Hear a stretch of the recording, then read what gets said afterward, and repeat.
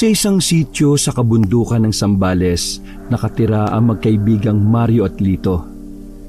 Sila Mario at Lito ay nabubuhay sa pangangaso at pag-uuling sa bundok. Isang araw, habang nangangaso ang dalawa, "Lito, mailap yata ang huli ngayon ah. Siguro mga naiinitan din yung mga hayop. Maski na ibong bato-bato, wala pa tayong nakikita eh." "Mario, doon daw sa bati sa paanan ng burol maraming namamata ang baboy ramo. Bira raw kasing magawi mga aita doon at natatakot daw sila." "Oh, bakit naman daw sila matatakot? Paano kung doon lang makakakuha ng makakain, di magugutom sila kapag hindi sila pumunta doon para mangaso?"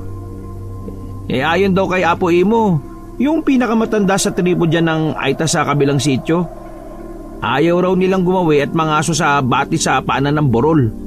Meron daw dung nakatira na kapag nagambala nila maaring magdulot ng kapahamakan sa kanilang tribo eh. Naalala raw nila yung nangyari nung mga panahon bago pumutok yung pinatubo. Kaso ano naman ang koneksyon nun sa pinatubo? Ayon sa kwento ni Apo Imo, bago sumabog at mag-alboruto yung bulkang pinatubo, isa kasi sa katribo nila ang nakagambala sa anito nila ron sa bundok. Napatay raw ng katribo niya yung paboritong alagang ibon ng anito. Ayun, tagalit, kaya sumabog yung pinatubo. Di ibig sabihin may anito din silang sinasabad dun sa bati sa paanan ng burol? Pare, 2024 na, maniniwala ka pa ba dun? Isa pa, bulkan ng pinatubo, natural lang na sumabog yun. Palibasa kasi puro panguhuli ng gagamba yung ginagawa mo nung elementary pa tayo eh. Pagkasabi ni Mario, sabay bumunghalit ng tawa. Pare talaga oh, kala mo naman di kita kasamang manghuli ng gagamba sa gubat dati. Ay basta ewan ko. Yun ang kwento niya kasi binabalaan niya ako na iwasan ko yung paanan ng burol sa may gawin ng batis. At kapag nagalit daw ang nakatira ron, baka may masamang mangyari sa akin. Pero siyempre, di rin ako naniniwala. Naikwento ko lang din naman sa'yo, baka alam mo rin yung kwento ng mga aita tungkol doon. O edi tara na, makaisang huli man lang ng baboy tayo. Walang mangyayari sa atin dito. Magugutom at mapapagod lang tayo sa wala. Teka, naiihi ako eh. Tabi-tabi po, palakahin nyo na lang po, huwag nyong palitin ha. Uy, anong palalakihin? Itlog mo? Nagpatuloy ang magkumpare sa paglalakad patungo sa ibaba ng burol sa may batis. Nang makasalubong nila si Pupong, isang aita na kababata ni Lito at Mario. Lito, Mario, kumusta kayo? Madami na ba kayong huli? Nako Pupong, napakamalas. Hindi yata naligo tong si Lito kaya kapag naamoy siya ng mga hayop lumalayo ka agad eh. Uy, grabe ka naman sa akin oh. Naligo naman ako no. At kailan naman Aber? Kahapon. Halos mamatay sa kakatawa si Mario sa tinura ng kaibigan. Ay nako, wala talaga kayong pinagbago. Ano, nagmerienda na ba kayo? Hindi kayo, sumunod kayo sa akin. May puno ng saging ni Saba sa gawi dun at titig sa bunga. Kukuhain ko para iuwi at bibigyan ko na rin kayo. O tara na nga, nagugutom na rin ako eh. Saka baka may mahuli tayo ron. Naglakad pa ang magkakaibigan ng 15 minuto bago nila marating ang sagingan sa gubat. Pagdating nila agad, hinugot ni Pupong ang kanyang gulok sa kanyang bewang at tumapyas ng ilang piling ng saging na saba mula sa isang buwig na sa sobrang dami ay halos mabuwal at sumayad na sa lupa. Nakakamanga, napakaraming saging yan, Pupong. Ang dami oh. Oo nga Pupong, ano bang balak mo dyan? Ibababa mo ba yan ng bundok para ibenta? Hindi ko pa alam Mario. Natatakot kasi ako baka mamaya bilhin lang ng mura sa akin yan eh. Alam mo namang wala akong pinag-aralan. Hindi ako marunong magsulat, magbasa o magbilang. Baka maloko na naman ako ng mga taga-bayan. Kakainin na lang siguro namin yan ng pamilya ko. Ganun ba Pupong? O sige, ganito na lang. Tutulungan ka namin ni Lito ibabayan at nang maibenta yan sa bayan. Ako na rin makikipag-usap sa mga bibili para hindi ka maloko na makabili ka ng masarap na pagkain para sa pamilya mo. Oo, Pupong, tutulungan ka namin. Sa tagal na natin magkakakilala, tayo-tayo lang din naman ang nakatira dito sa sitio eh. Isa pa, malaki rin naman ang naitutulong mo sa amin eh. Sa iyo kami natutong mga aso dito sa gubat. Kahit yata nakapikit eh, kabisado mo itong gubat eh. Salamat din sa inyo. Alam nyo, kayo lang din kasi ang tumuturing sa akin na hindi iba eh. Hindi nyo nilait o pinagtawanan ng kulay at itsura ng buko. Mahirap ang buhay dito sa bundok. Kung hindi ka magsisipag, nako, hindi ka makakakain. Kung sana kagaya lang tayo ng ibang tagapatag na maraming perang papel na nakatali ng elastiko, nakakakain ng husto. Kung sana, pwede ko lang kuhain yung... Napahinto si Pupong sa kanyang sasabihin at biglang binago ang pinag-uusapan. Pero, kontento naman ako dito eh. Di kami pinababayaan ng mga anito. Ay, Mario, sa Mandaron, may isang buwig pa na pwedeng kuhanin. Uy, Pupong, ano yung sasabihin mo? Ha? Alin? Wala yun. Ikaw naman, paglilihiman mo pa ba kami? Sige na, kwento mo na. Ano yung gusto mong kunin? Baka matulungan ka namin ni Lito. Saglit na napaisip si Pupong at naisip na hindi naman siya titigilan ng dalawa sa kakatanong hanggat hindi niya sinasabi, kaya kahit nagdadalawang isip ay magtitiwala siya sa mga kaibigan. O sige na nga, titiwala naman ako sa inyo eh.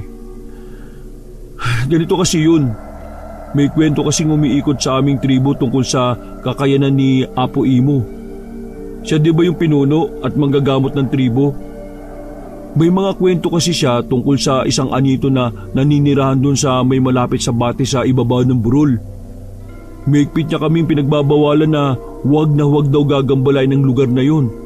Iwasan daw naming manguha ng buhay o manguha ng mga bungang kahoy malapit doon, lalo na sa may gawin ng punong bangkal. Teka Pupong, narinig ko na yung kwento na yan ah. Si Apo Imo rin mismo nagsabi sa akin yan nung minsang napatpad ako sa tribo nyo para ipagpalit ang pana na gawa ninyo yung huli kong baboy ramo. Matibay kasi at mabisang pangaso ang inyong mga gawa eh. Pinagsabihan din niya ako na huwag akong gagawi ron para mangaso kung ayaw ko raw na may mangyari sa akin na masama. Oo na, sige, nandun na tayo sa may mga kung anong nilalangan nakatira doon. Pupong, ano ba yung sinasabi mo na kung pwede lang kuhain? At anong koneksyon doon sa bati sa may ibaba ng burol? Pasimpleng sumenya si Pupong na lumapit pa sa kanya ang dalawa at pabulong na nagkwento. Ganito kasi yun. Si Apo Imo kasi ay may kakayahang makipag-usap sa mga nilalang na hindi natin nakikita. Silang tumutulong kay Apo na manggamot. Wala kasi talaga siya sa angka ng mga Aita na may ganoong kakayahan. At nag-iisa lang din siya ngayon. Namatay ang pamilya niya nung sumabog yung bulkang Pinatubo. At sa tribo nila, 5 lamang silang nakaligtas. Malapit kasi yung tribo nila dun sa Pinatubo eh. Tinanggap namin siya dito sa tribo sapagkat malaki din ang utang na loob ng aming dating pinuno sa kanya. Dahil napagaling niya yung bunsong anak nito mula sa malubhang karamdaman. At nang mamatay ang dating pinuno ay ipinasa na sa kanya yung pamumuno sa tribo. Sapagkat bukod sa pambihira niya kakayahan, ay malawak din talaga yung kanyang kaalaman sa pamumuno dahil dati rin siyang pinuno talaga ng kanyang tribo. Oo nga, ano nga yung gusto mong makuha doon? At ano yung koneksyon ng nilalang na naroon sa kukunin mo? Huwag mo sabihing nanakawin natin yun. Uy, huwag nga magulo Lito. Patapusin mo muna si Pupong. O sige Pupong, ituloy mo yung kwento. Kakaltukan ko tong si Lito kapag sumabat pa. Mario, Lito, sa inyo ko lang ito sasabihin ha. Mangako kayo na huwag niyong ipagkakalat. Magagalit sa akin si Apo Imo. Baka palayasin ako sa tribo kapag nalaman niya na sinabi ko sa iba yung tungkol dito. Mahigpit kasi niya yung pinagbabawal na may makaalam nito lalo na tagalabas ng tribo. Ganito kasi ang kwento. Noong panahon na bago pa lamang si Apo Imo sa aming tribo, minsan naligaw siya sa lugar ng batis na yun. Doon niya nakita at nakausap ang isang nilalang na wala sa ating mundo. Namangharaw sa kanya yung nilalang sapagkat nagagawa niya itong makita at makausap pa. Ipinakita sa kanya ng nilalang ang kanyang bahay, maski ang pinakiingatan nitong kayamanan.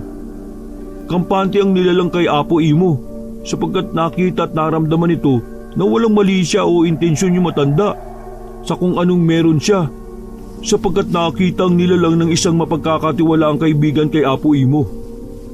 Ang inaakala ni Apo Imo na saglit na pananatili sa mundo ng nilalang na yon ay katumbas na pala ng isang linggo sa mundo natin.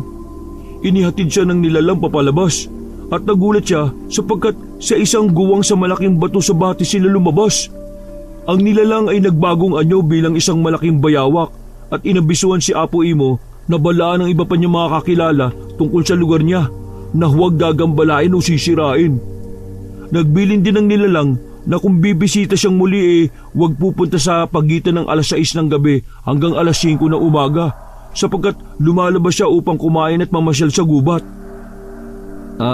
Teka Pupong paano mo nalaman na yan totoo?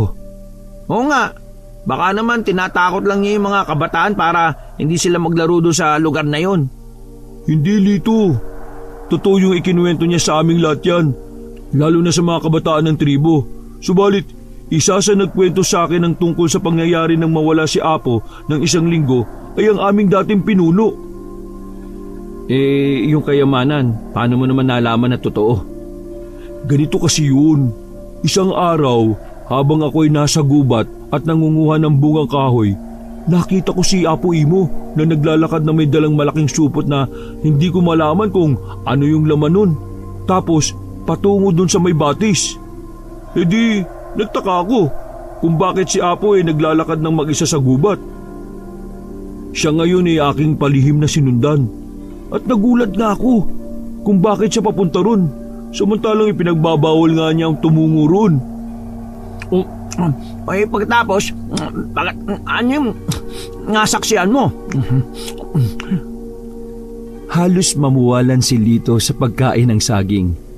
Uy, Lito lang yato. Tumatasik pa yung kinakain mo. Lunukin mo muna yan bago ka magsalita. Taragis ka. Napapangalahati mo na yung piling ng saging na yan Pahingi naman ako, magtira ka uy. Napatawa si Pupong sa inasal ng dalawang kaibigan at ipinagpatuloy na muli ang kanyang pagkukwento. Kaya nang makarating siya doon sa may malaking bato sa gilid ng batis, pumasok siya sa guwang at bigla siyang nawala. Namanga ako at nagulat sa pangyayari. Kaya minabuti ko na lang na magkubli at hinintay ko na lang si Apo sa pagbabalik niya. Manggang-mangha at nakatulala sina Lito at Mario sa kwento ni Pupong. Nakatuon ang buong atensyon ng dalawa sa bawat sinasabi ni Pupong habang ngumunguya ng saging na saba. Mga ilang oras ko rin siyang hinintay makabalik. At nang siya ay lumabas sa guwang ng bato, wala nang malaking supot na dala-dala niya. Napansin ko rin na may bagay siya na isinilit sa kanyang bulsa. Sinubukan ko muli siyang sundan, pabalik. Pero napansin niya ako Kinausap ako ni Apo at pinakausapan na huwag babanggitin kahit kanino yung nakita ko. Di tinanong ko siya kung ano yung ginagawa niya ron. Sumagot siya sa akin na binigyan niya ng alay yung kanyang kaibigang Engkanto. Binibigyan pala niya ng mga prutas at paminsan-minsan ng karniyon bilang alay o regalo.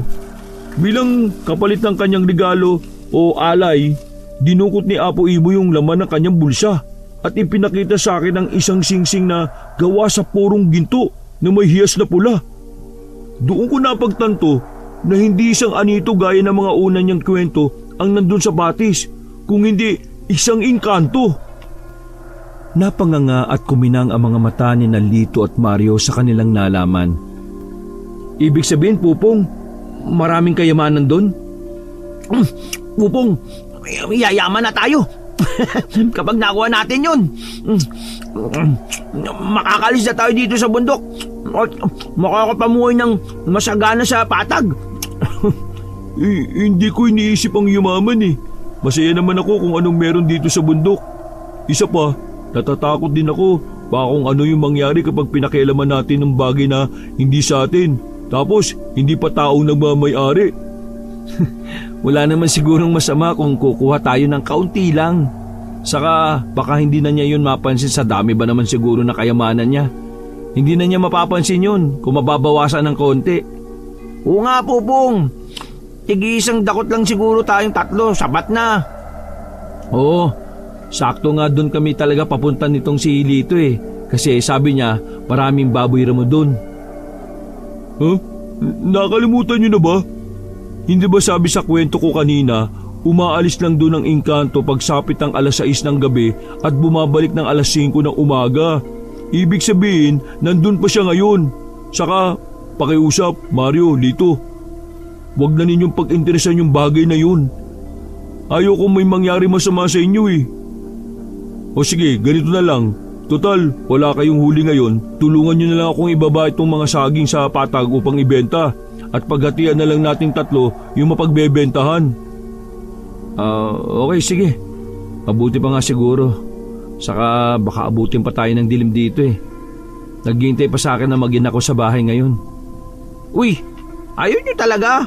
Sayang yun. Huwag ka na nga makulit, Lito. Mabuti na siguro na igalang na lang natin yon at sumunod na lang kaysa may kung ano pang mangyaring hindi maganda, no? Nag-umpisa nang kuhanin ng 3 ang mga buwig ng saging.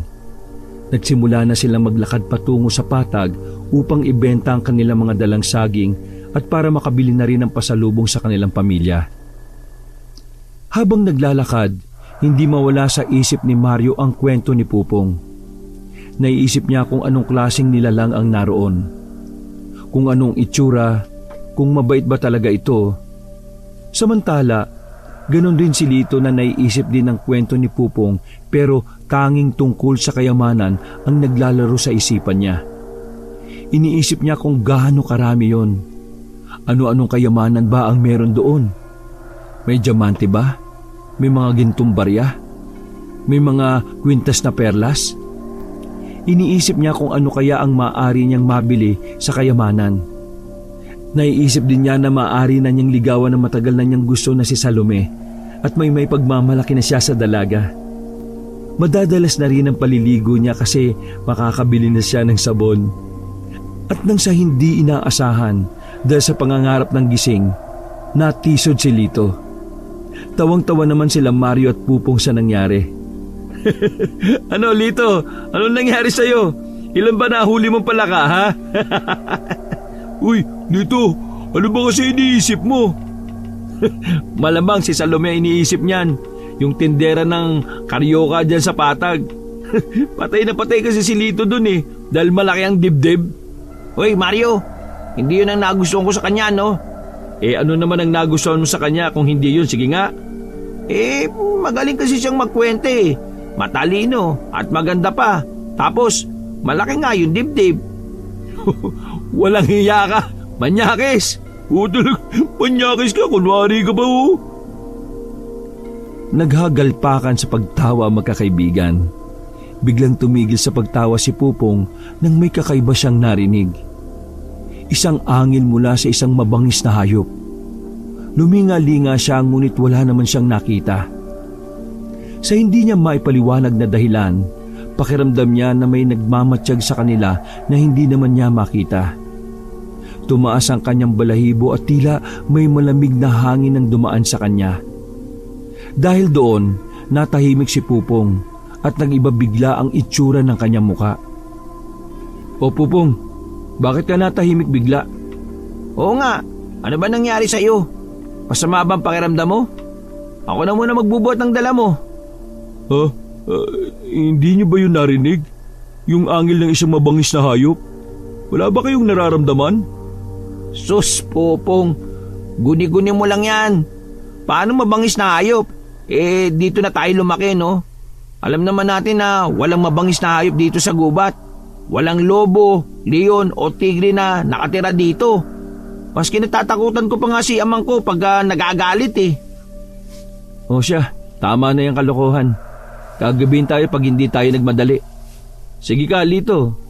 Hindi umaabutan si Salome sa pwesto niya ng karyoka sa bayan.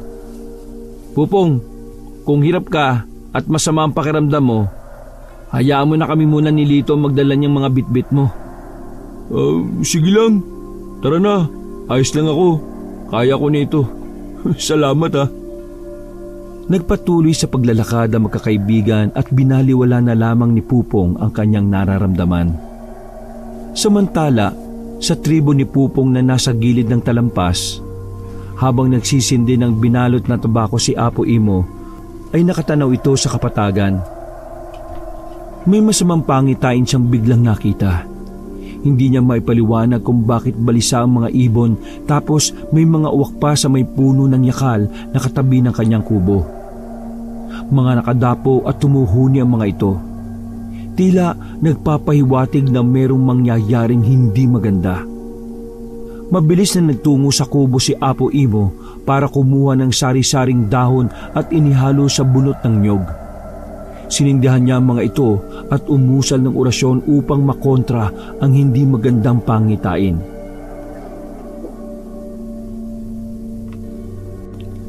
Lumipas ang ilang oras at sumapit na nga ang gabi. Nasa kanya-kanyang bahay na sila Pupong, Lito at Mario. Masaya ang tatlo at nabili sa magandang presyo ang kanilang dalang saging. Si Mario ay bumili ng bigas, noodles at itlog at pinagsaluhan nila ng asawa at anak. Si Pupong naman ang lubos na masaya sa tatlo dahil may pera siyang naiuwi. Samantalang si Lito naman ay nasa pwesto ni Salome at kasalukuyang nakatambay. Hindi ka pa ba magsasara ng pwesto, Salome? Magsasara na. Pinibilang ko lang yung benta ko para ngayong araw. Tulungan na kita para hindi ka na mahirapan. Gabi na. Bakit pala nandito ka pa? Alanganing umiti si Lito. Hindi niya alam kung paano sasabihin sa dalaga ang nais. Kumamot siya sa ulo at saka nagsalita.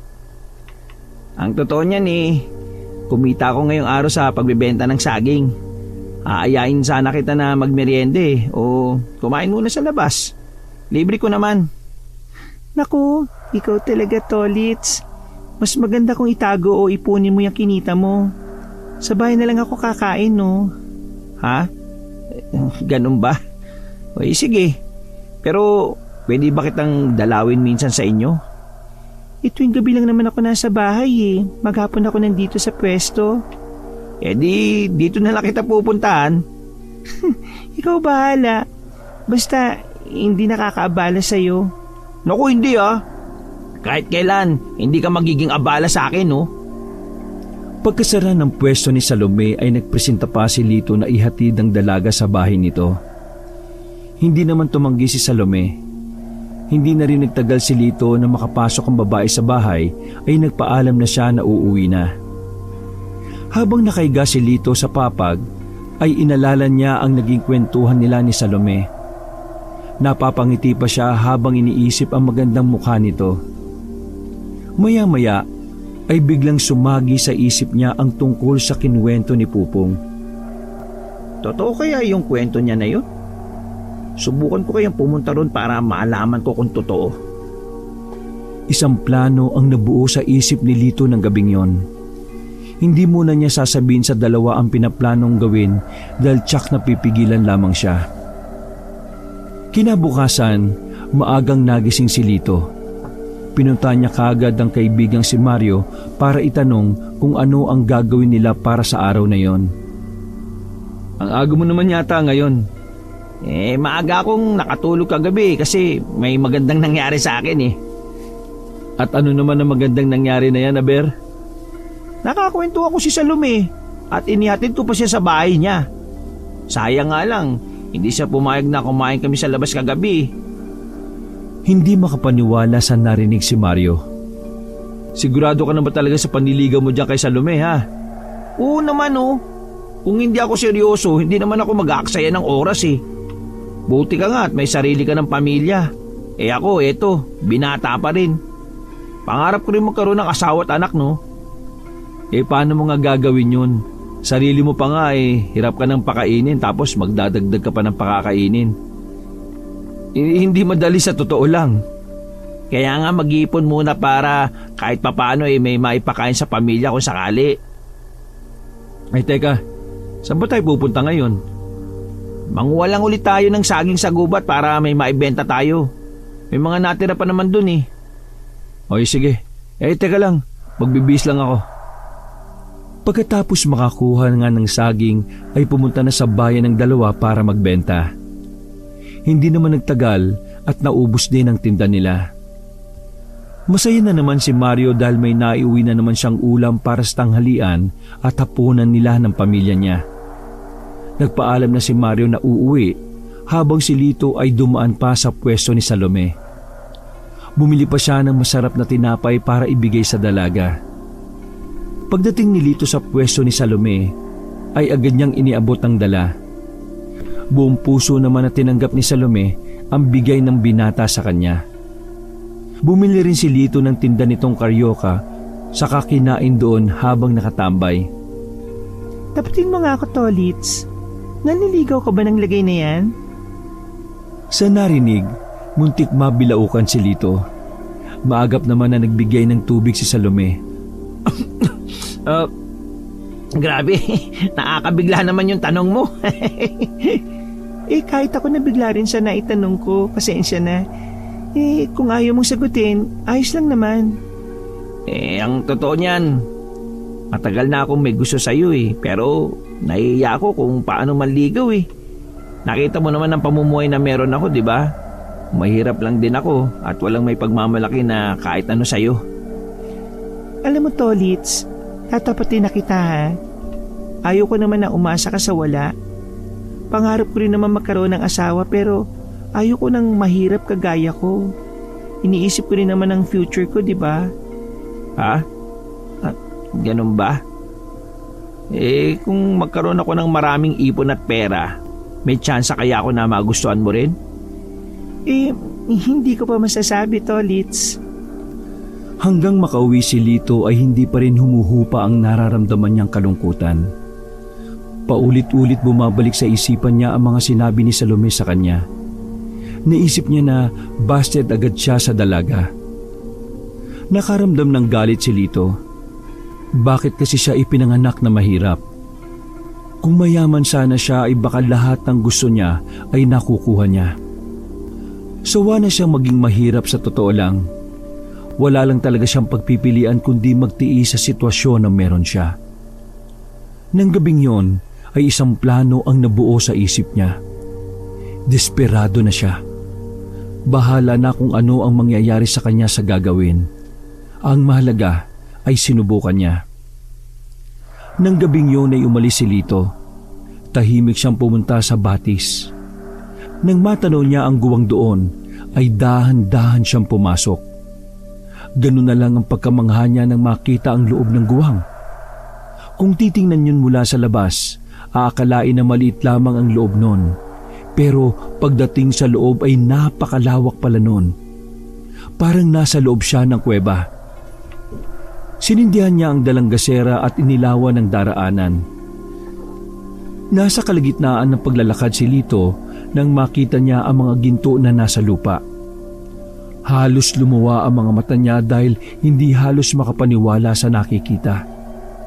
Nangangatog ang mga binti at tuhod na dahan-dahan siyang lumapit sa mga kumikinang na ginto. Lumuhod pa siya at bahagyang kinusot ang mga mata. Baka dinaraya lang siya ng paningin. Para malaman kung totoo, hinuwakan niya ang isang ginto. Sinipat niya yun at nang matiyak na tunay nga ay nahalikan pa niya ang hawak. Sisigaw sana siya sa tuwa pero naisip niya na baka marinig siya ng engkanto. Kumuha siya ng 2 ginto para hindi mahalata ng engkanto na nabawasan ang mga ginto roon. Pwede naman akong bumalik kung sakali. Ibinulsa ni Lito ang 2 ginto na kinuha saka mabilis na lumabas sa guwang. Baka kasi abutan siya ng engkanto kung nagkataon. Pagkalabas sa guwang ay tumingin-tingin pa siya sa paligid dahil baka may nakakita sa kanya. Nang masiguro na walang tao ay kumaripas na ng takbo si Lito. Kinabukasan, maagang nagising si Lito para pumunta sa kilalang pawn shop sa bayan. Ipinakita niya ang 2 ginto at pagkatapos suriin ng may-ari ay sinabi kung magkano ang kapalit na pera sa ginto. Napabuntong hininga si Lito nang marinig ang malaking halaga ng pera. Pumayag siya at ilang sandali pa'y inabot na sa kanya ang pera.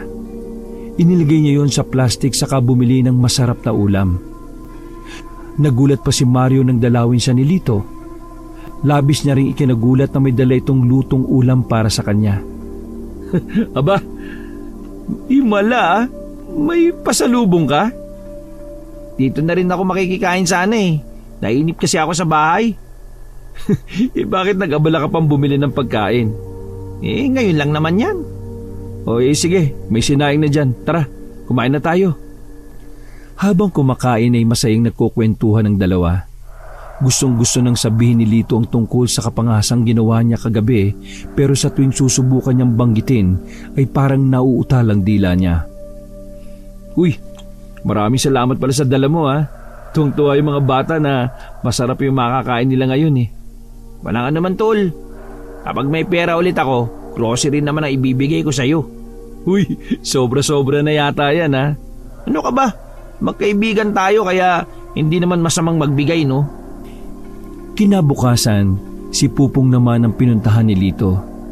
May dala siyang pagkain para ipasalubong dito. Laking gulat naman ni Pupong nang makita ang mga dala nito para sa kanya. Nagtanong ang Aita kung bakit may dala siyang pagkain. Pero nagsinungaling si Lito sa sinabi niya kung saan galing ang perang ipinambili niya noon. Todo pasalamat naman si Pupong sa biyaya na natanggap niya mula sa kaibigan. Nang sumunod na gabi, muling binalak ni Lito na pumunta sa Batis. Kagaya ng nauna, kukuha ulit siya ng ginto roon. Bitbit ang gasera na tinugpa niya ang daan patungong Batis. Nang makita ang guwang, ay walang pag-aalinlangan na pumasok si Lito. Hindi na siya nahirapang hanapin kung saan nakalagay ang mga ginto dahil naroon pa rin sa dating pwesto mga yon. Kuminang ang mga mata ni Lito nang muling mahawakan ng 2 ginto. May nakita pa siyang isang porselas na ginto. Bigla niyang naisip si Salome nang makita ang bagay na yon. Hindi siya nagdalawang isip na kunin ang porselas. Nang mailagay na niya ang mga kinuha sa dalambag, ay nagmamadali nang umalis si Lito. Kinabukasan, pormadong-pormado ang aura ni Lito. Pumunta siya sa pwesto ni Salome. Pagdating doon, nagulat pa ang babae nang matitigan ang kabuuan ng itsura niya.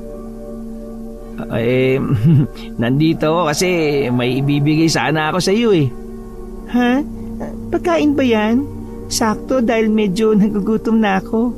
Naku, hindi pagkain eh. Pero tsako magugustuhan mo ito. Hindi na hinintay ni Lito na magsalita pa si Salome. Inilabas niya mula sa bagang maliit na kahon. Pagkaabot niya sa dalaga ay may pagkalito sa mukha nito. Kahit nagdadalawang isip ay tinanggap ni Salome ang ibinibigay sa kanya ni Lito. Dahan-dahan niyang binuksan ang kahon at muntik nang mapatili nang makita ang kumikinang na bagay na yon. Saan galing to, Tolits? Binili ko para sa'yo. Sukatin mo para makita natin kung bagay sa'yo. Kinuha ni Lito ang pulseras at isinuot sa kamay ni Salome. Sa sobrang kabiglaan ay halos hindi makapagsalita si Salome. Hindi niya alam kung ano ang magiging reaksyon niya ng mga sandaling yon. Bagay na bagay sa'yo. Ingatan mo yan ha. Mahal kasi ang bili ko dyan eh. Galing sa ipon kong pera. Alam ni Lito na bawal magsinungaling. Nagdarasal na lang siya sa isip niya na sana ay patawarin siya ng Diyos sa kasalanang ginagawa niya.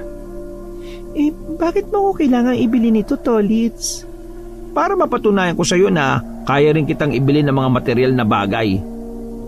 Bakit? Hindi mo ba nagustuhan? Sino naman ang aayos sa ganitong bagay? Ang ganda-ganda oh. Maraming salamat ha. Naku, ano ka ba? Walang anuman, Salome. Basta ikaw no, lahat kaya kong ibigay sa'yo. Lalo na kung hihilingin mo. At talaga? Paano kung ginto o pera ang hingin ko sa'yo? Kaya mo bang ibigay? Oo naman. Kailan mo ba kailangan? Naku, Tolits, nagbibiro lang ako. Ano ka ba? Ikaw naman, masyado kang seryoso. Seryoso naman talaga ako sa'yo eh. Kung bibigyan mo nga lang ako ng pagkakataon, patutunayan ko sa'yo na karapat-dapat ako sa'yo eh. Hindi nakaimik si Salome. Hindi niya alam kung ano ang sasabihin. Ayaw naman niya magpadalos-dalos dahil baka masaktan niya ang binata. Tingin naman niya ay seryoso ito sa kanya.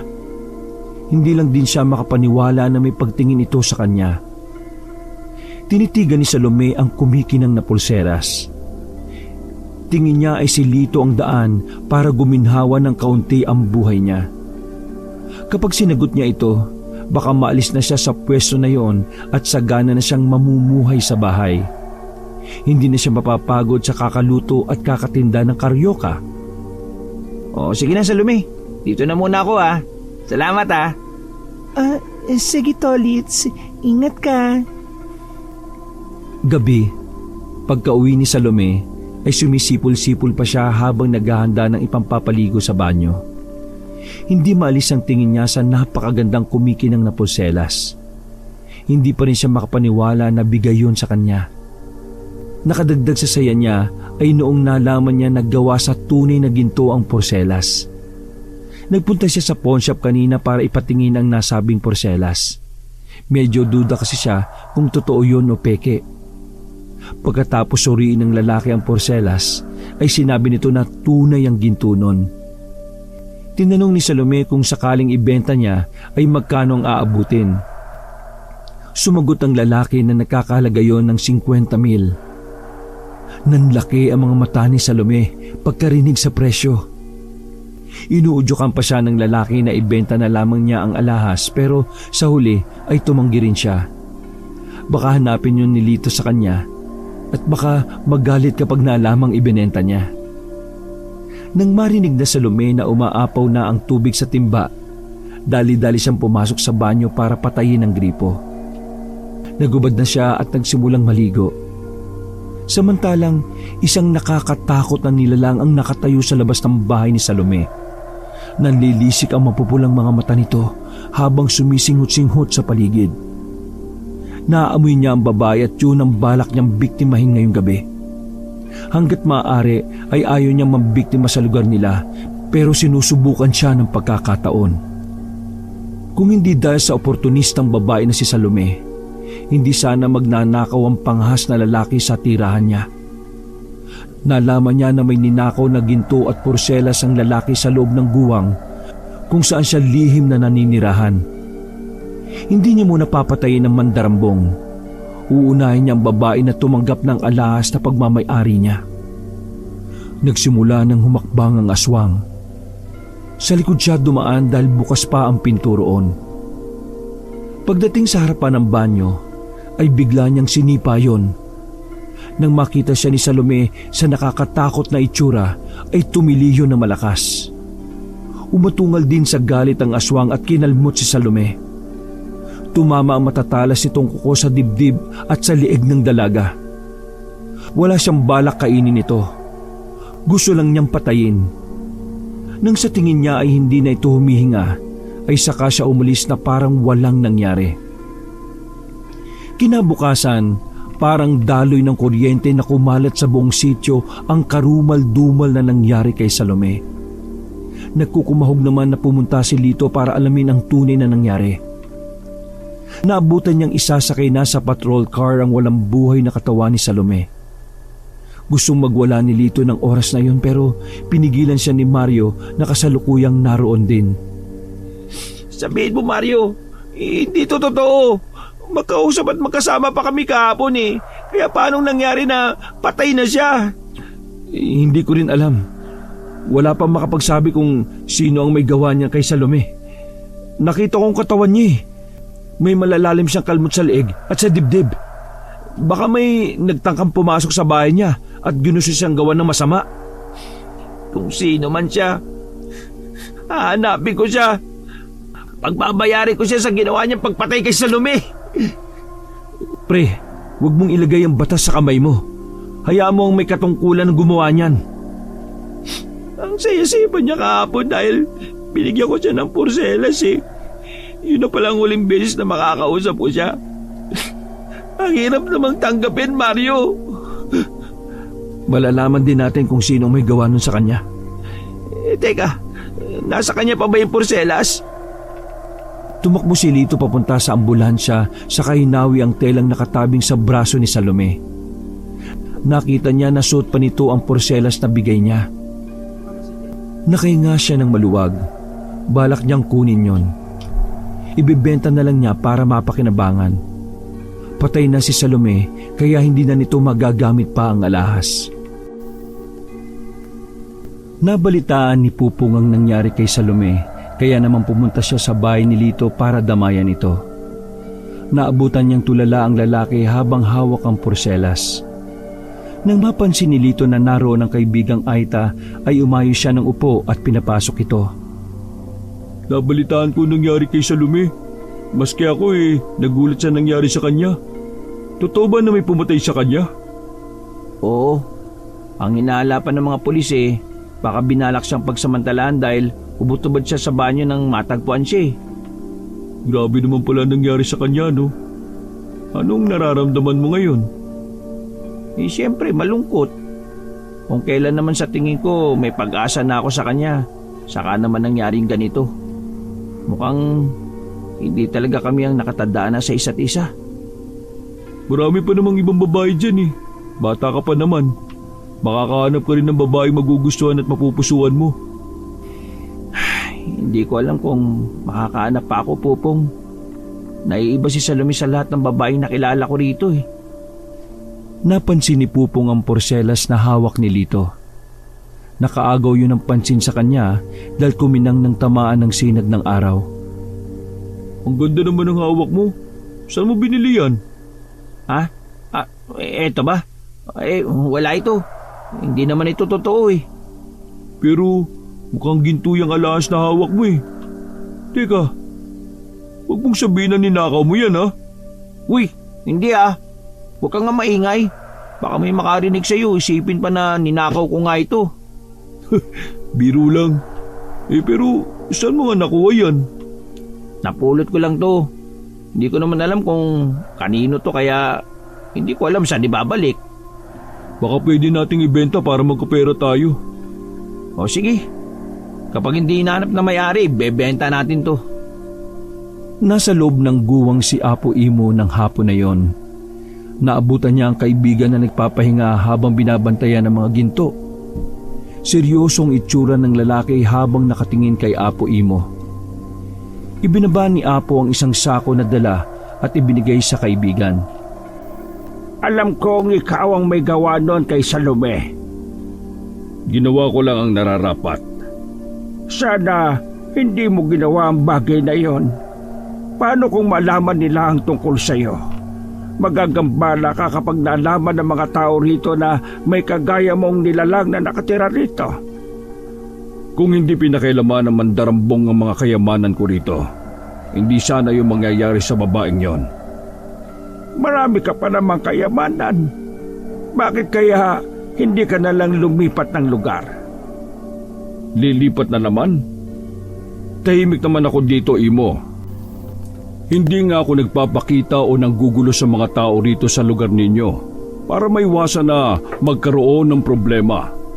Ayaw rin kitang bigyan ng isipin pa. May dala kong pagkain mo para huwag ka nang lumabas mamaya. Maraming salamat, kaibigan. Walang anuman. Mas maigi kung mananatili ka muna rito sa lungga mo. Mainit ang mga mata ng pulis sa suspek na pumatay kay Salome. Mahirap na kapag nalaman nila ang tungkol sa iyo. Pagkalabas ni Apo Imo sa guwang, ay sakto naman naroon si Pupong malapit sa batis. Sinubukan niyang mangaso mag-isa para may maiuwing ulam. Nagulat pa siya nang makita na palabas doon si Apo Imo. Nagtago siya sa makapal na damuhan at sinundan na lang ng tingin ng papalayong matanda. Naglaro sa isip ni Pupong na baka dinalo nito ang engkanto na nakatira sa loob ng guwang. May bumubulong sa kanya na silipin niya ang loob, pero may bahagi ng utak niya na pumipigil sa kanyang gawin yon. Hanggang sa maisipan ni Pupong na umuwi na dahil mukhang wala naman siyang mahuhuling hayop. Umaga pa lang ay nakabusangot at problemado na si Mario. Ginising siya ng asawa dahil mataas ang lagnat ng anak nila. Pinainom na nila ng gamot pero parang walang epekto ang gamot dahil nanginginig pa rin sa taas ng lagnat ng bata. Napagdesisyonan ni Mario na dalhin kay Apo Imo ang anak na may sakit. Kinarga niya ang anak at binalot sa kumot. Pagdating sa kubo ng manggagamot ay agad naman silang pinatuloy ni Apo Imo. Napakataas po ng lagnat niya, Apo Imo. Tulungan niyo po kami. Ay sige, ihiga mo siya rito. Inihiga ni Mario ang anak sa maliit na papag na naroon. Kumuha ng halamang gamot si Apo Imo, saka dinikdik at inusalan ng dasal. Nang matapos ay ipinahid niya ang katas ng halamang gamot sa noo, leeg, tiyan, dibdib at likod ng bata.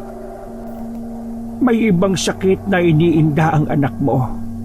Mas mabuti kung dadalhin mo siya sa ospital para matingnan ng doktor. Sigurado po ba kayo dyan? Oo, hindi lang ito simpleng lagnat. Dalhin mo na siya ngayong araw kung madadala mo. Pagka-uwi na mag-ama ay sinabi nito sa asawang sinabi ni Apo Imo.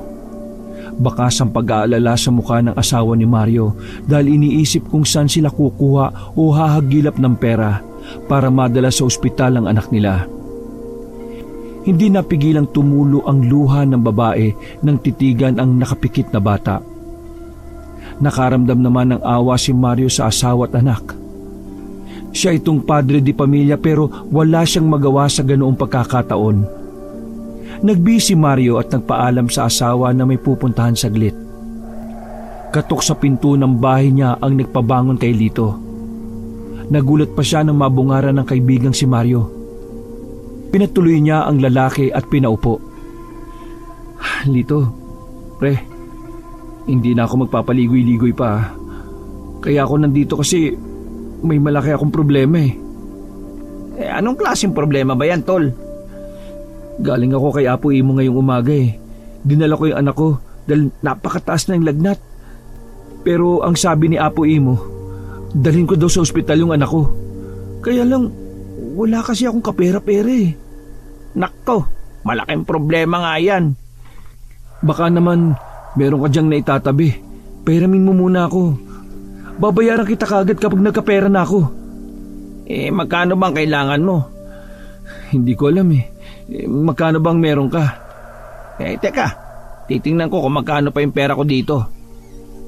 Pumasok si Lito sa kwarto niya at tiningnan ng pera sa lagayan na baul. Marami pa naman yon pero hindi pwedeng malaki ang ipahiram niyang pera dahil tsak na magtataka ang kaibigan kung saan niya nakuha ang ganoong kalaking halaga. Alam nito na isang kahig isang tukarin siya. Kumuha siya ng kaunting pera saka inabot kay Mario. Muntik nang maiyak ang lalaki nang tingnan ng pera na nasa palad. Pasensya na, Tol ha. Yan lang ang nakayanan ko eh. Sana makatulong yan pampa-ospital ng anak mo. Maraming salamat, Tol. Hindi ko alam kung paano kita pasasalamatan. Saka ka na magpasalamat. Dali mo muna sa ospital yung anak mo. Kapag kinulang yan, magagawa naman natin ng paraan pa eh. O sige. Lalakad na ako para mapagamot ko na kaagad yung anak ko. Nag-aalala kasi si Mrs. eh. Sige, Tol una na ako. Salamat talaga. Pagka-uwi ni Mario ay agad niyang inasikaso ang anak. Bumiyay sila patungong malapit na ospital. Pagdating doon ay maraming nakapilang pasyente. Agad namang silang inasikaso. Kinuhanan ng dugo ang bata para malaman kung ano ang sakit nito. Halos maghapon sila sa ospital. Hindi makakain o makainom man lang ng tubig. Dahil panay ang balik ng lagnat ng bata. Nang lumabas ang resulta ng test, ay napag-alaman na may dengue ang bata. Ayon sa doktor, ay kailangang i-admit ang bata para mabantayan ang kalagayan nito. Walang nagawa ang mag-asawa kundi pumayag sa mungkahi ng doktor. Ang iniisip ni Mario ay kung saan pa siya lalapit para manghiram ng pera. Tsak na malaking gastusin na mangyayari. Napansin ng asawa na malalim ang iniisip ni Mario kaya niyakap niya ito at sinabing malalagpasan nila ang pagsubok na yon. Di bale, gagawan ko ng paraan. Ang importante ay gumaling ang anak natin. Samantala, kumakalam na ang sikmura ni Pupong. Gabi na pero hindi pa siya kumakain simula nang magising siya. Wala na siyang makain.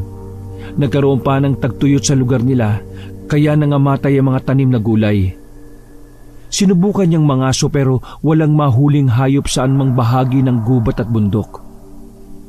Mukhang matutulog akong gutom na naman ngayong araw. Gutom na ako.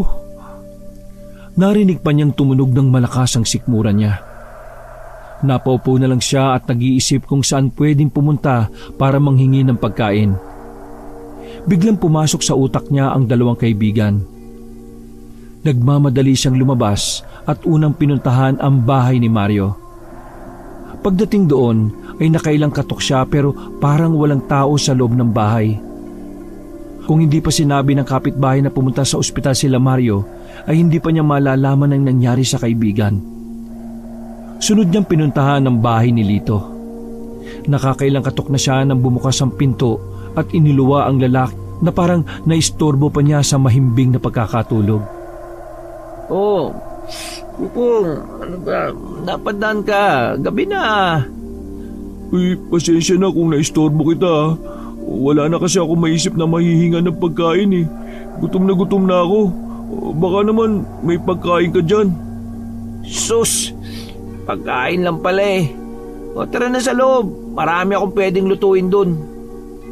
Pagpasok ng dalawa ay hinayaan ni Lito na mamili ng lulutuing pagkain si Pupong. Nang makapili ay kumilos na siya sa kusina. Hindi ba ako nakakaistorbo sa'yo? Mukhang tulog ka na nang dumating ako eh. Pasensya ka na ha. Ayos lang. Maghapon lang talaga akong nagtulog. Wala akong ganang lumabas dahil siyempre nalulungkot pa rin ako. Bagay. Nakakalungkot pa rin naman talaga yung pagkawala ni Salome. Oo, ganun nga. Napalingon sa pinto si Lito nang marinig na may kumatok. Nagtataka man kung sino pa ang pwedeng bumisita sa kanya ng ganoong oras ay tumayo siya para pagbuksan ng kumakatok. Oh, Mario! Gabi na! Napasugod ka! Kumusta ang anak mo? Kababalik ko lang galing sa ospital pre. Na-admit na yung anak ko. Kasi may dengue. Tara! Pumasok ka muna sa loob. Sakto, nandito rin si Pupong. Ha? Anong ginagawa niya rito? Makikikain daw. Nagugutom eh. Nang matapos magluto si Pupong ay sabay-sabay silang kumain tatlo. Buti ka pa nga Pupong eh. Pagkain lang ang problema mo. Ako, ang laki ng kinakaharap kong problema ngayon. Hindi ko alam kung saan ako kukuha ng pera pambayad sa ospital eh. Tingin mo maliit na problema sa akin? Marami kaming mamamatay sa gutom doon kung nagkataon. Alam nyo, sa bawat problema may solusyon para dyan. Anong naiisip mong solusyon? Yung madaling solusyon sana. Kaya lang, baka umayaw kayo kapag sinabi ko kung ano eh. Sabihin mo na, hindi kami tatanggi. Sigurado kayo. Sabay na tumango ang dalawa. Naalala mo ba yung kwento mo sa amin, Pupong? Yung tungkol sa engkantong nakatira doon sa guwang sa may batis? Ano naman ang tungkol doon? Atin-atin lang to ha. Ang totoo niyan, sinubukan kong pumasok doon nung nakaraan. Sabay na nagulat ang dalawa sa narinig na sinabi ni Lito. At anong ginawa mo doon? Nakita mo ba yung engkanto? Anong nakita mo sa loob? Hulaan nyo kung anong nakita ko. May kayamanan ba? Hindi napigilang ngumisi ni Lito nang marinig niya ang sagot ni Mario. Bakit ka tumatawa? Tama ako no? Oo, tol. Tama ka. Kung nakita mo lang na sobrang dami ng kayamanan ng naroon. Tingin ko nga may mga nakatago pa sa loob Buti hindi ka napahamak sa ginawa mo. Wala naman doon na sinasabi mong engkanto Tingin ko baka niloloko lang tayo ni Apo Imo tungkol sa engkanto. Baka siya lang din ang nagbabantay ng mga gintong naroon. Nakakuha ka ba ng ginto? Oo, hindi lang 1 beses, 2 beses pa. Wala namang kahirap-hirap nung pumasok ako dun At saka, 2 lang ang kinuha ko para hindi maalata na nabawasan ng ginto dun. Walang iya ka. Bakit naman nagsulo ka? Hindi mo man lang ako sinama. Susubukan ko nga lang nung una kung totoo nga na may ginto doon. Totoo naman pala. Sensya na, hindi ko agad nasabi sa inyo. Baka kasi magalit kayo eh. Kailan ka ulit babalik doon? Pwede ba ngayong gabi? Kailangan ko lang talaga eh. Sigurado ka ba dyan na gusto mo talaga? O ikaw, Pupong, sasama ka rin ba? Sige, sama na rin ako. Kung hindi lang ako mamamatay sa gutom, hindi naman ako mapipilitang gawin to eh. Huwag lang sanang malaman ni Apo Imo yung tungkol sa gagawin natin. Kung hindi nyo sasabihin, hindi nyo malalaman. Hindi nga niya alam na nakakuha ako ng ilang ginto dun eh. Nagplanong tatlo sa gagawing pagpasok sa guwang. Kinabukasan ng gabi, habang nag-iisip ng gagawin si Lito, excited naman si Mario. Iniisip niya agad kung magkano ang kikitain niya sa makukuha niya. Si Pupong naman ay hindi mapakali at kinakabahan. Gusto niyang umatras pero nagdadalawang isip siya sa gagawin. Kinabukasan ng hapon, nagkita ang tatlo sa bahay mismo ni Lito. Hinanda na nila ang dadalhin. Balak nilang limasin ang lahat ng ginto na naroon. May dala silang sako, gasera at gulok. Nang sumapit ang 6:00 ng gabi, ay lumakad na ang tatlo. Tahimik nilang tinugpa ang daan papunta sa batis. Nang makarating doon ay isa-isa silang pumasok sa guwang sa pangunguna ni Lito. Binuksan niya ang gasera para makita ang nilalakaran nila. Pagdating sa loob ay walang nakitang ginto ang tatlo. Nagulat pa si Lito at bahagyang nalito dahil alam niya na doon mismo nakalapag ang mga gintong nakuha niya noon. Niloloko mo yata kami. Huwag mong sabihin na pumunta tayo dito para sa wala. Oo, relax lang. Sigurado ako na dito ko banda nakuha yun. Depende na lang kung inilipat ng engkanto kung saan niya tinatago yung mga ginto. Ano pang ginagawa natin? Di simulan na nating hanapin. Importante ang bawat minuto. Bakit bang init ang ulo mo? Para kasing pinaglalaroan mo kami ni Pupong eh. Ibinibida mo pa na maraming ginto pero nasaan ang sinasabi mo? Wala naman. Baka gumagawa ka lang ng kwento ah. Uy, hindi ako gumagawa ng kwento ah. Yung gintong porselas na ibinigay ko kay Salome, dito ko nakuha yun at tunay na ginto yun. Ang sabi mo, napulot mo lang yung porselas na yun. Ha? Oo, napulot ko nga. Pero dito ko talaga yun nakuha. Dito ko yun napulot. Hindi na kumibo si Pupong at tinitigan na lamang si Lito. Nagpatuloy sa bangayan sina Lito at Mario hanggang sa inawat na lang sila ni Pupong dahil naiingayan na sa kanilang dalawa. Itutuloy pa ba natin to? Magtatalo na lang kayong dalawa dyan. Inuknukan kasi ng sinungaling yung taong yan eh. Kapag wala tayong nahanap na gintong ngayon, kakalimutan ko na naging kaibigan kita. Kapag may nakita tayo, papapaya ka at kakainin mo yung sinabi mo sa akin. Naglakad ang tatlo papasok pa sa loob ng kuweba. Habang palayo sila ng palayo, ay palaki naman ng palaki ang lugar na nilalakaran nila. Tingin nila ay mukha ng minahan ng ginto ang loob. May mga uka sa magkabilang pader na akala mo ay may nagsinsil. Lalong naglaro sa utak ni Lito na maraming kayamanan ang nakatago pa sa loob ng kuweba. Sa isiping yon ay napangisi siya. Binibilang na niya sa utak niya kung gaano karaming pera ang madadagdag sa baul niya. Ano, saan na tayo dadaan? Kaliwa o kanan? Huminto saglit ang tatlo. Siniyasat ni Lito ang 200 ay naglakad sila sa kanang daan. Tandaan natin ang dinaraanan natin. Baka mamaya maligaw tayo at mahirapang makabalik. Oo, tatandaan ko. Tsaka, huwag kang mag-alala. Dahil bukas pa ng madaling araw babalik yung engkanto kung sakali. Hindi niya naman siguro tayo aabutan dito. Patuloy pa rin na naglalakad ng tatlo. Sa dulong bahagi ng nilalakaran nila ay may napansin si Pupong na isang malaking anino na dumaan doon. Napahinto siya at tinawakan ng 2 kasama. Kunot-no namang lumingon si Lito sa kanya. Oh, ano ba problema? May nakita kong dumaan na anino dun eh. Tinuro ni Pupong kung saan niya eksaktong nakita ang anino, ngunit tinawanan lang siya ni Lito. Namamalikmata ka lang siguro. Imposible na may ibang tao dito bukod sa atin, oh. Pero totoo yung nakita ko eh. Tara na, para makita natin kung sino yon. May dala tayong gulok eh, oh. Pag nanakaw yun, kagaya natin, hindi siya sasantuin ng hawak kong gulok kung gagawin niya tayo na masama. Pagkarating nila sa dulo, ay hindi nila alam kung saan dadaan. Sa pagkakataong yon, ay si Mario ang pinapili nila. Pinili ni Mario ang kaliwang daan. Habang naglalakad ang tatlo, ay nakaramdam si Pupong na parang may mga matang nakamasid sa kanila. Pakiramdam din niya ay may sumusunod sa kanila. Pasimpleng lumingon si Pupong pero wala siyang nakita kundi ang madilim na dinaanan nila. Bumalik na tayo. Huwag na nating tuloy ito. Iba kasi nararamdaman ko eh. Pakiramdam ko, hindi lang tayo narito sa loob ng kuweba. Kaya ka na naman, Pupong eh. Andito na tayo, no? Sayang naman kung aatras pa tayo. Kasi... Kung gusto mong lumabas, hindi ka namin pipigilan. Ano ka ba naman, Mario? Hindi niyo ba nararamdaman na parang may ibang tao dito? Paano kung mapahamak tayo? Baka hindi na tayo makalabas ng buhay dito kung nagkataon. Ay nako, nasa isip mo lang yan. Ang isipin mo, yung makukuha natin dito kung sakali. Hindi ka na magugutom dahil marami ka ng pambili ng pagkain. Kaya tara na. Aalis naman tayo kaagad kapag nahanap na natin yung kailangan natin eh.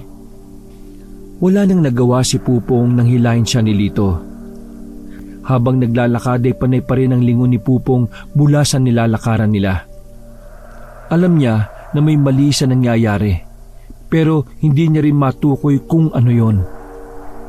Nang makaramdam ng pagod ang dalawa, ay nag-aya silang magpahinga muna. Naupo sila sa lupa habang nakasandal sa pader ang mga likod nila. Malayo pa ba yung lalakarin natin? Nararamdaman kong sumasakit na yung mga binti at tuhod ko eh. Hindi ko alam pero mukhang malawak pa yung lugar na ito eh. Nasa dulong bahagi natin makikita yung mga ginto. Parang walang katapusan yung daan na to. Meron naman siguro. Habang nagpapahinga ang tatlo, ay muling napansin ni Pupong na may aninong dumaan malapit sa pwesto nila. Agad siyang napatayo habang bakas ang takot at kaba sa muka. Naging alerto naman ang dalawa dahil sa nakitang reaksyon ng kasama. Tatayo sana ang dalawa pero biglang may tumalon sa gitna nila. Natumba ang gasera at gumulong yon ng tamaan ng malaking nilalang na may kakaiba at nakakakilabot na itsura. Napanganga naman ang tatlo at dahan-dahang hinagod ang tingin ang nilalang na lumapit sa kanila. Malaki ang katawan nun, puno ng balahibo ang dibdib, mahaba ang nguso, may dalawang matulis na pangil sa magkabilang itaas ng ngipin. May itim na buntot at may matutulis na itim na kuko. Napasigaw ng malakas si Lito saka tumakbo. Ganon din sina Mario at Pupong. Sa sobrang takot ay nagpulasan sila. Kanya-kanya ng direksyon ng tinakbuhan. Wala silang pakialam kahit madilim ang dinaraanan. Nahiwalay si Lito sa dalawa. Mabilis itong tumakbo at dumadaan sa alam niyang dinaanan nila. Na makaramdam ng hapo at hingal ay pasubsob na napaluhod sa lupa si Lito. Pinapakiramdaman niya ang paligid. Baka nasundan siya ng aswang. Mukhang hindi naman engkanto ang nakatira sa kuwebang yon kundi isang aswang. Kapag nalaman nito na siya ang nagnakaw ng ibang ginto roon, ay tiyak na katapusan na ng buhay niya. Nabalik sa kasalukuyan si Lito nang marinig ang papalapit na umaatungal. Sa takot ay dumapa siya at dahan-dahang gumapang para makalayo at makatakas. Kung tatakbo siya, ay baka abutan siya nito. Mas pinili niyang gumapang ng walang ingay. Akala niya ay nakaligtas siya sa ganoong paraan. Nagulat at napasigaw siya ng malakas nang biglang may humila sa dalawang paa niya. Saan ka pupunta? Akala mo ba'y makakatakas ka ba? Magagaya ka rin sa babaeng pinatay ko! Parang awa mo na! Pakawalan mo ako! Hindi ko na ulitin ang ginawa ko! Akala mo ba hindi ko alam ang kapangasang ginawa mo dito sa itinago kong kayamanan? Dahil sa kasakiman mo, kaya may nadamay kang ibang buhay! Ikaw ang ikaw ang pumatay kay Salome? Oo, ako nga! At isusunod na kita sa kanya! Kapag napatay kita, yung mga kasama mo naman ang isusunod ko! Wag! Bawa ka sa akin! Hindi ako masarap, kaya hindi ka mabubusog kapag kinain mo ako! Hangal! Hindi ako kumakain ng karne ng tao!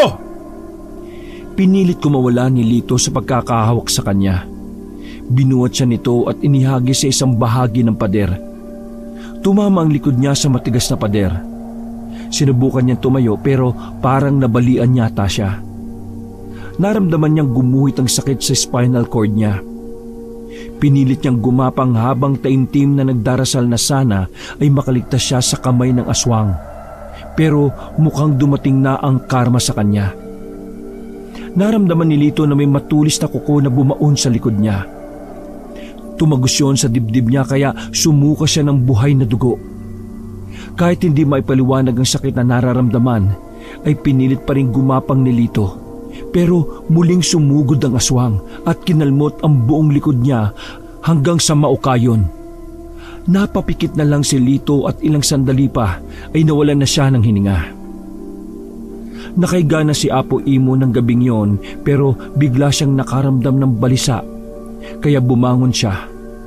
Pinakiramdaman niya ang paligid. May kakaiba siyang nararamdaman sa oras na yon.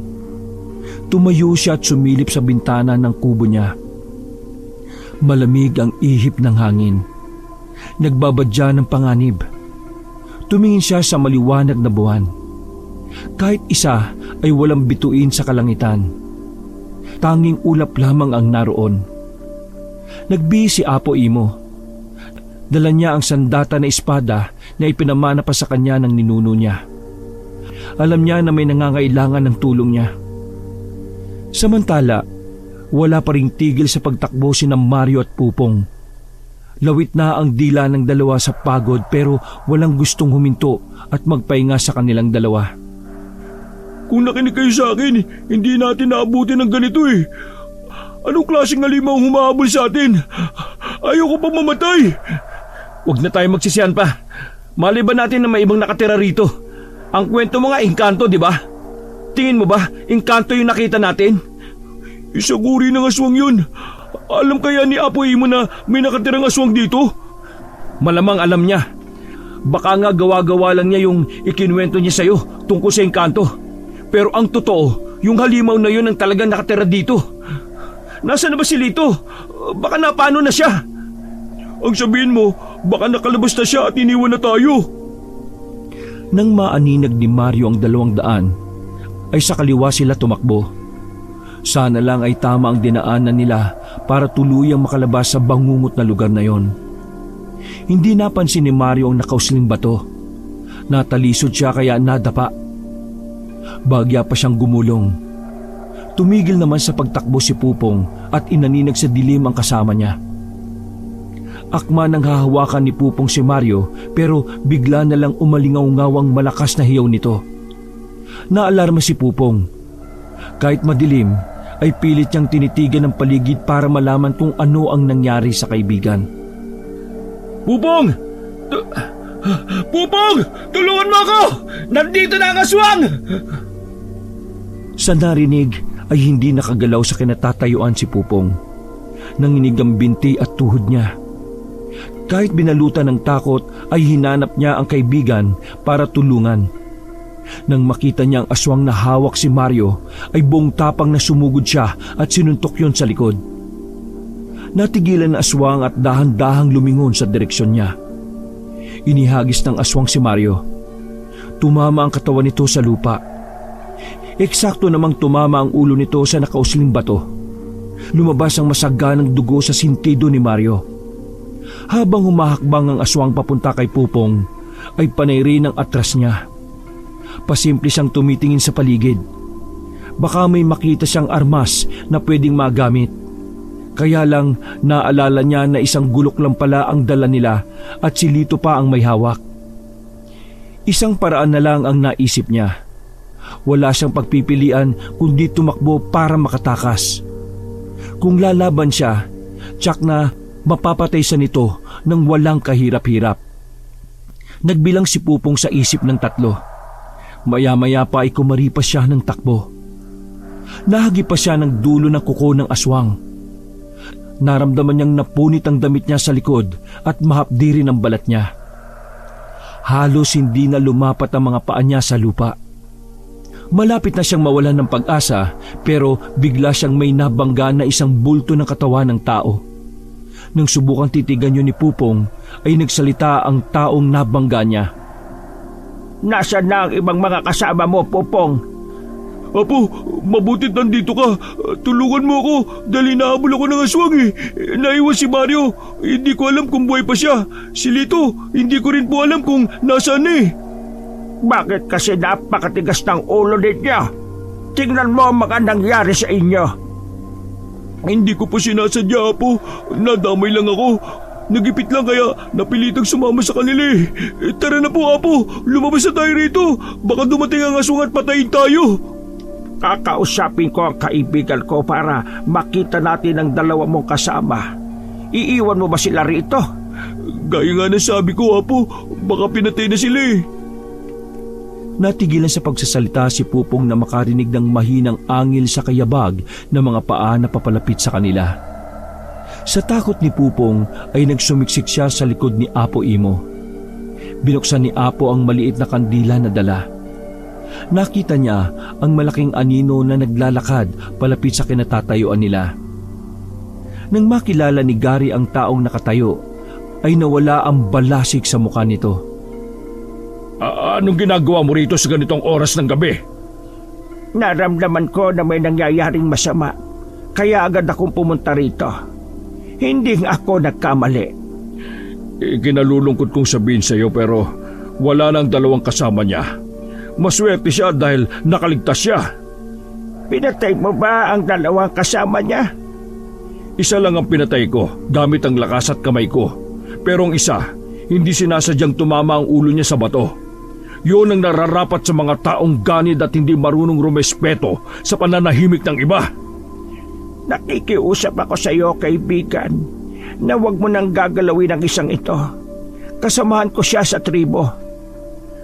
Kung hindi ko siya papatayin, ipagkakalat niya ang tungkol sa nalalaman niya sa akin, pati na sa lugar na ito. Hindi. Ako na ang nagsasabi sa iyo na hindi malalaman ang sikreto ng lugar na ito. Tama ba ako, Popong? Opo. Wala po akong pagsasabihan tungkol sa lahat ng nalalaman ko. Kahit mamatay ako, ay mananatiling lihim ang tungkol sa inyo. Magpasalamat ka, bata, dahil malaki ang tiwala ko sa kaibigan ko. Kung hindi dahil sa kanya, kasama ka ng mga kaibigan mo na malilibing sa madilim na lugar na ito. Tsak na hahanapin siya ng mga katribo namin. Paano kung makarating sila dito para maganap? Malalaman nila na may nakatirang aswang sa loob ng guwang na ito. Gusto mo bang mabasag ang tahimik mong buhay? Ayaw ko nang lumipat pa ng lugar. Sawa na akong magpalipat-lipat pa. Tama na dito ako nakatira. Maraming agresibong tao sa ibang nayon at sa bayan. Kapag nakita nila ang tulad ko, hindi naman nila maintindihan kung bakit naiibang itsura ko sa kanila. Pero isa lang ang ipangako mo. Tutuparin mo ang sinabi ng kaibigan ko dahil kapag nagambalang pananahimik ko rito, pupuntahan kita at papatayin kita gamit ang matutulis kong kuko. Tama na yan. Ako na nagsasabi na hindi yun gagawin ni Pupong. Kapag ginawa niya yon, isama mo na rin akong patayin. Natapos ang gabing yon na nagkasundo ang tatlo. Tahimik at payapa na nakalabas sina Pupong at Apo Imo sa guwang. Hanggang makarating sila sa bahay na matanda ay wala pa ring imik si Pupong. Hindi pa rin siya makapaniwala sa nangyari sa kanila. Parang panaginip lang ang lahat. Ilang beses niyang kinurot ang sarili pero alam niyang totoo ang lahat ng naganap. Totoo rin na patay na ang dalawa niyang kaibigan. At kahit kailan ay hindi na niya muling makakasama at makakausap ang mga yon. Sa isiping yon ay bumagsak ang luha sa mga mata ni Pupong. Gusto niyang sisihin ang sarili sa nangyari. Tumahan ka na. Isipin mo na lang na yon ang nangyayari sa mga taong puro kasakiman ang iniisip.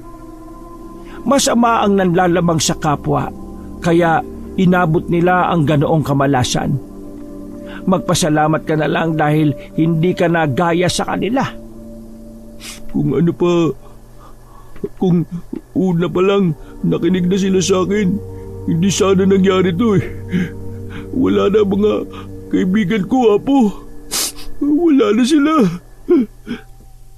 Tanggapin mo ng maluwag sa iyong dibdib na wala na ang mga kaibigan mo.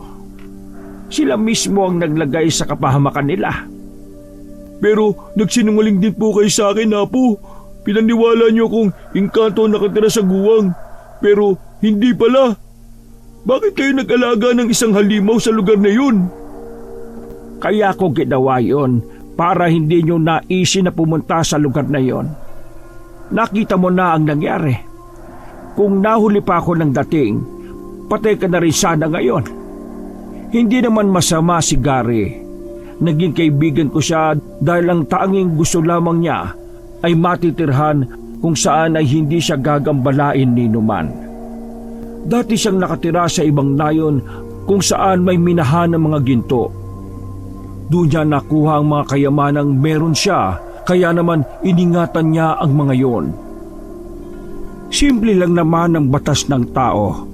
Huwag kang magnanakaw at huwag kang makakainteres sa bagay na hindi sa iyo kung ayaw mong mapahamak at malagay sa alanganin ng buhay mo. Ngayon na alam mo na ang totoo, mas mainam kung mananahimik ka na lang. Matuling lumipas sa mga araw hanggang naging linggo at buwan. Unti-unti ay pinilit ni Pupong na bumalik sa normal ang buhay niya. Kasalukuyang siyang nasa gubat para manghuli ng hayop. Kagaya ng dati ay pinatalas niya ang mga mata at pakiramdam. Alam niya na may mahuhuli siya sa araw na yon. Hindi nga siya nagkamali. Ilang sandali pa ay namataan niya ang isang maliit na baboy ramo na tumatakbo palapit sa kanya. Hawak ang mahabang sibat ay pinuntiryan niya ang target na hayop. Pagbato niya ng hawak na sibat ay nasa pulang kawawang hayop sa muka. Tumimbuwang ito at nangisay pa. Hinugot ni Pupong ang sibat at pinasa ng nahuli. Nang makarating siya sa guwang sa batis ay nakita pa niya ang mga batang nagtatampisaw roon. Mahigpit na ipinagbabawal ni Apo Imo na bawal kayong pumunta sa lugar na ito dahil delikado. Sige na, magsiuwi na kayo bago pa lumabas at magpakita ang engkanto sa inyo. Sa takot na mga bata ay nag-uunahan silang tumakbo palayo. Tinanaw ni Pupong ang mga bata.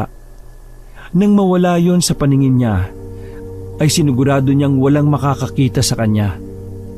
Pumasok siya sa guwang at inilapag ang nahuling baboy ramo. Paalis na sana siya nang tawagin siya ni Gary. Maraming salamat sa pagdadala mo ng pagkain sa akin. Tanggapin mo ang isang ginto mula sa akin. Pasasalamat ko yan sa serbisyo mo. Hindi umimik si Pupong pero tinanggap niya ang gintong ibinigay sa kanya. Kailangan niya yon para patuloy na mabuhay. Sakto kapag naipalit niya yon sa pawn shop ay marami siyang pagkain na mabibili. Hindi na niya kailangang maghirap pa na magbungkal, magtanim at magbenta ng kung ano-ano sa bayan. Ibinulsa na niya ang ginto at wala pa ring imik na lumabas ng guwang. Labis ang nadaramang saya ni Pupong. Sabik na siyang ibalita yung kay Apo Imo. Tsak na pati ito ay matutuwa rin. Wakas.